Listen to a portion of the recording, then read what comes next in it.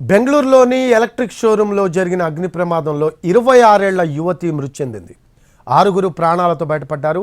రాజాజీ నగర్ రాజ్ కుమార్ రోడ్డులోని my EV షోరూంలో నిన్న సాయంత్రం 5:30కు మంటలు చెలరేగాయి.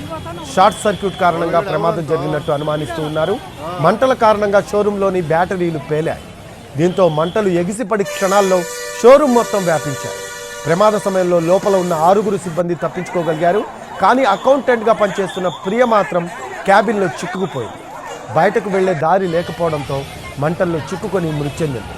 మంటలు అదుపు చేసి ప్రియ మృతదేహాన్ని వెలికితీశాయి రెస్క్యూ బృందాలు. ప్రియ 3 ఏళ్లుగా మై ఈవీ షోరూంలో అకౌంటెంట్గా పనిచేస్తుందని ఆమె తండ్రి చెప్పారు. ఇవాళ ప్రియ పుట్టినరోజని, ఇంతలోనే ఘోరం జరిగిపోయిందని కన్నీరు మున్నీరవుతున్నారు తండ్రి. అగ్ని ప్రమాద ఘటనపై కేసు నమోదు చేసి దర్యాప్తు చేస్తున్నారు పోలీసులు.